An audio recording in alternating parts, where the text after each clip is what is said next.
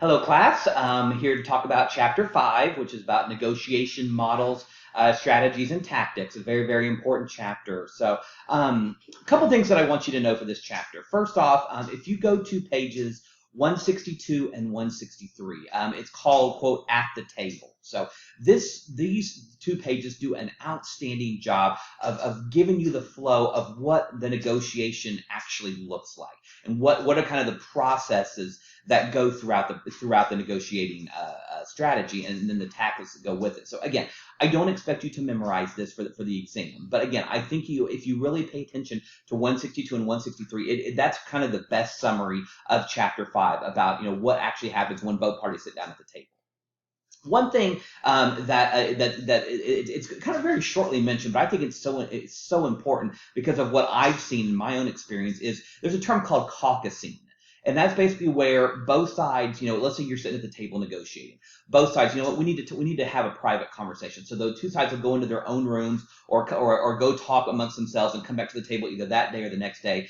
Again, you think it would be some, it does. Sometimes you need to have a private conversation, but sometimes the best things come out of caucusing. So, and especially if we get to a point where you might have a mediator or an arbiter, something along those lines. And we'll talk about that in the next chapter, who might be able to go back and forth and talk to both sides to see, hey, this is what the other side is thinking. Maybe we can figure out if we can find a way to negotiate and come to an agreement on certain aspects. So the idea of taking your time, not all the decisions have to be made at the table. Sometimes you need to sleep on it. Sometimes you need to go to another room and talk and figure out, okay, what is our best option? What do we think is best here? So make sure you know the importance of caucusing, because again, I think it's so critical to make and have a very successful negotiation.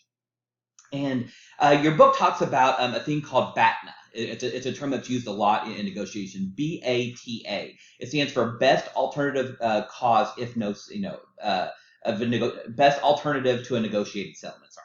Best alternative to a negotiated settlement. And it's basically kind of an alternative cause if no settlement is reached. So what happens if you're sitting at the table bargaining and we can't come to an agreement? We can't come up with a signed contract. A BATNA basically says, okay, here is our best alternative. This is our best option. Here is the best that we can offer you.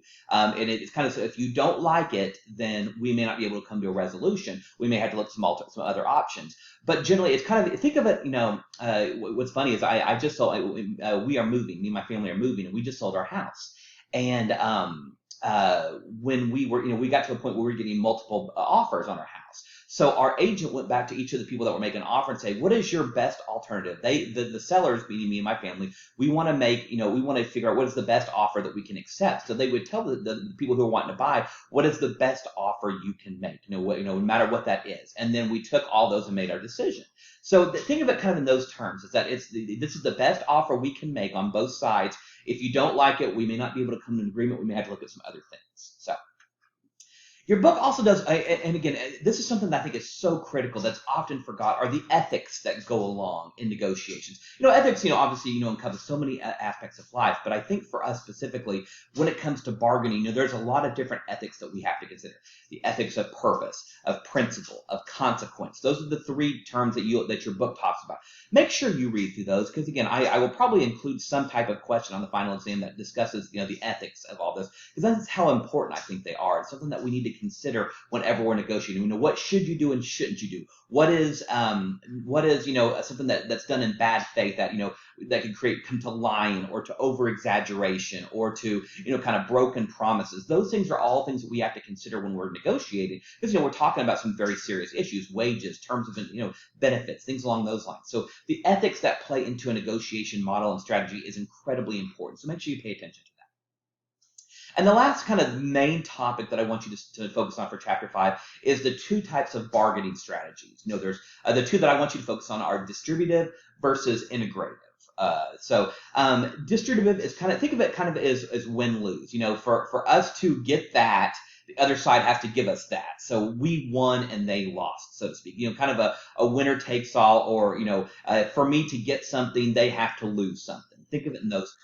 That's called distributive, and again, it's less and less common these days because again, both sides, hopefully want to come to an agreement. You saw that a lot in early negotiation, but these days that is less common. So think of that's more of the win-lose, whereas the integrative is more both sides seek mutually agreeable options. Both sides are looking to find something that will benefit both of them, not just I win, you lose, but we both win if we do this.